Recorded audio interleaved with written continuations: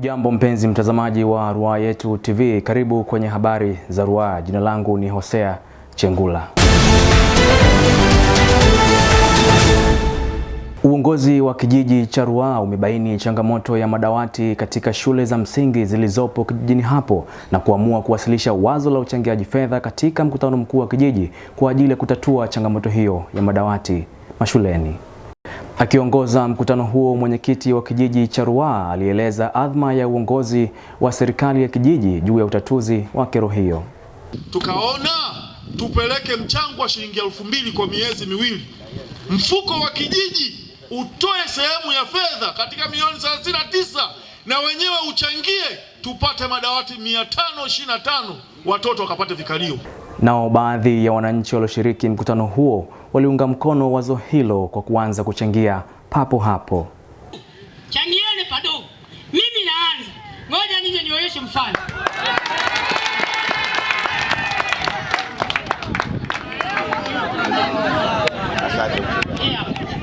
Ndugu zangu, tuchangie 2,000.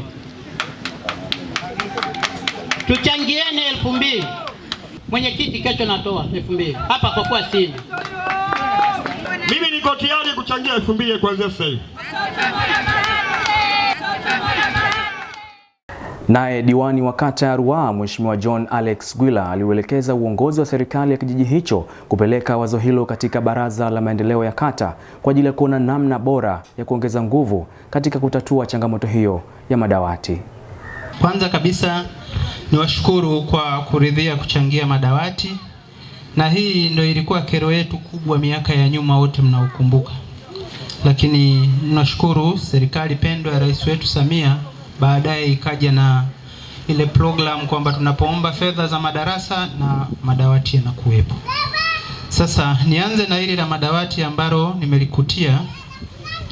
Niwashukuru mnapochangia, lakini hili jambo naomba mliandikie kwenye kijiji, lije kwenye kamati ya maendeleo ya kata, ili tutakapopata sasa mfuko wa maendeleo ya jimbo tuone namna gani fedha nyingine tutachepusha kuingiza kwenye madawati kwa ajili ya kupunguza kero hii. Wakizungumza na Ruaha Yetu TV, baadhi ya wananchi wameeleza namna ambavyo mchango huo unakwenda kutatua changamoto ya madawati mashuleni. Katika mada ya upatikanaji wa madawati, kwa sababu ilikuwa ni shida sana na changamoto sana, hasa kwa vijana wetu wadogo, walikuwa wanapata shida, wanakaa chini, wakirudi nyumbani wamechafuka, watoto wamechoka. Hivyo kwa nimelipokea kwa hali ya juu sana na nimelifurahia sana. Ni jambo hili la muda mrefu, population ya watu wa Ruaha saizi wako wengi sana. Ni jukumu letu kama wazazi, kama wana Ruaha kuchangia. Mmoja umeona hapa mkutano umepita muda mrefu, wananchi tumelizia kwa pamoja kuchangia shilingi 2,000 ili tutekeleze azma hiyo, ili watoto wetu wasipate tabu.